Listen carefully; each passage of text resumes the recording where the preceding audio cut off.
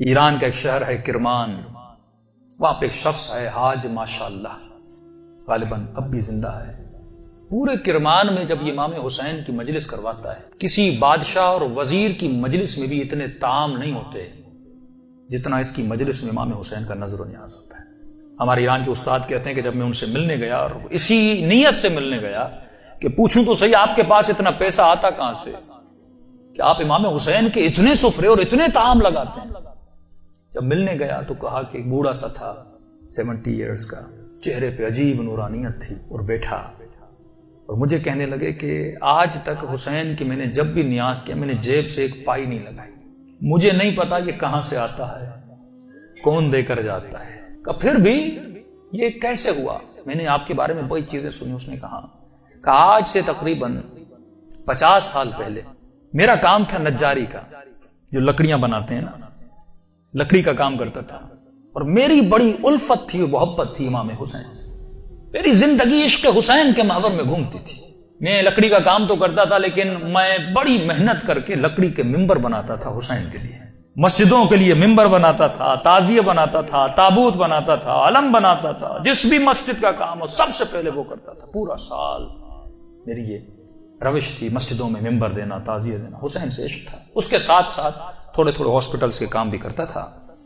ایک دن کام کرتے کرتے اچانک مجھے اپنی کڈنیز میں بہت تکلیف ہوئی، میں نے درد کو دیکھے اندیکھی کر دی، 2-3 ہفتے گزرے، تکلیف بڑھتی گئی، یہاں تک ایک دن اتنی تکلیف ہوئی میں بے ہوش ہو کے گر گیا۔ مجھے ہاسپٹل لے جایا گیا، ڈاکٹرز نے مجھ سے کہا کہ کب سے تکلیف ہے؟ میں نے کہا 2 ہفتے سے تکلیف پڑ گئی ہے۔ انہوں نے کہا جلدی جا کر اپنی یورین کے ٹیسٹ دو۔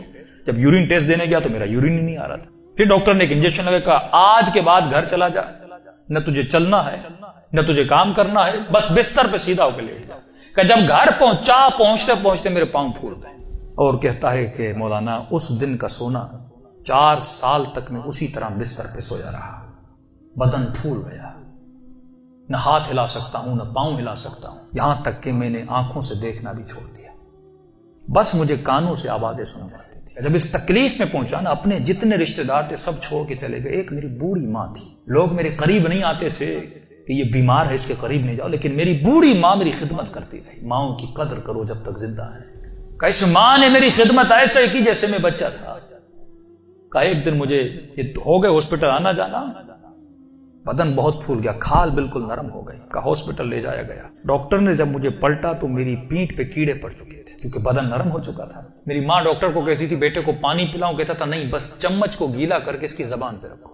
کہا 4 سال میں نے وہ پیاس چکھی جس کو سوچ کے میں حسین پہ روتا تھا۔ شدت پیاس میں نے بس دل میں نے حسین حسین حسین کو، اپنے آقا کو میں نے امید نہیں توڑی، حسن ظن تھا میرے آقا حسین پہ۔ کہ جب آخری دن ہاسپٹل میں گئے تو ڈاکٹرز نے میری ماں کو کہا بس یہ چند دن کا مہمان ہے، اسے گھر بھیجا۔ یہ میں نے آواز سن لی، اور سنی تو میں رو پڑا۔ میں نے کہا امام حسین 4 سال سے آپ سے امید لگا کر بیٹھا، مولا کیا آپ کا عاشق اسی طرح مر جائے گا؟ دنیا کیا کہے گی؟ حسین کے ممبر بناتا تھا اور حسین نے اسے شفا ہی نہیں دی۔ کہ میری ماں نے گھر کے سرداب میں لا کر مجھے سلا دیا۔ کہ وہ دن تھے محرم کے دن، پہلی محرم ہوئی، میری ماں نے جلدی جلدی گھر میں صفائی کرنا شروع کی، اور نیچے آئی کہنے لگی میرے لال محرم شروع ہو گیا ہے، اب میں تجھے حسین کے حوالے کرتی ہوں، میں جاتی ہوں مجلس سننے۔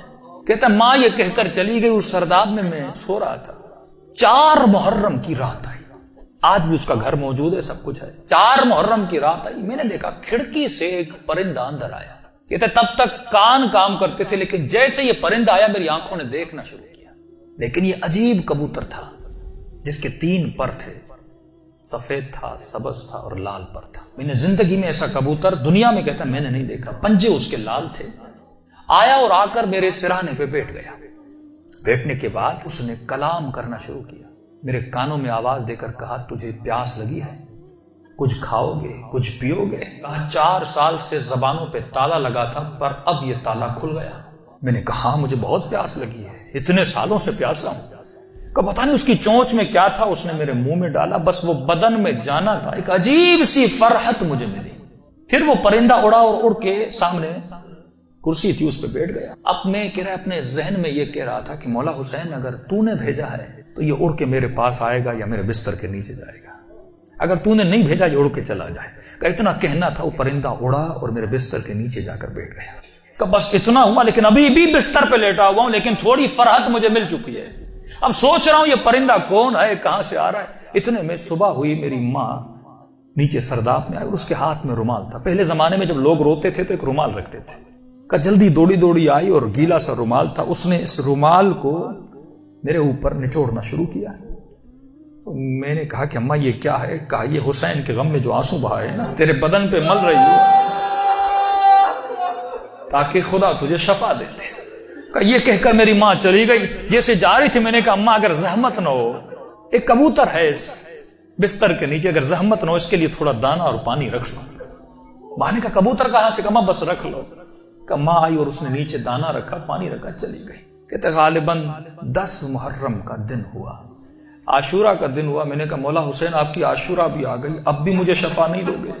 کہا رو ہی رہا تھا کہ اچانک میرے کمرے کا دروازہ کھلا اور میں نے ایک نورانی شخص کو اندر آتے ہوئے دیکھا کہ تب بستر کے ساتھ جو کرسی تھی وہاں آ کر بیٹھ گئے۔ بس میں نے چہرہ دیکھ کے سمجھ گیا یہ میرا حسین ہے۔ مجھے نہیں پتا میں نے کیسے سمجھا، لیکن میں نے دیکھا، میں سمجھ گیا یہ میرا آقا حسین ہے۔ کہہ رہا جیسے میں نے امام حسین کو دیکھا، خود کہتے میں نے مولا کا یہ بازو پکڑ لیا اور بازو کو پکڑ کے میں نے حسین کو لپٹنے کی کوشش کی۔ کبھی بازو کا بوسہ لے رہا تھا، کبھی ہاتھوں کا بوسہ لے رہا تھا۔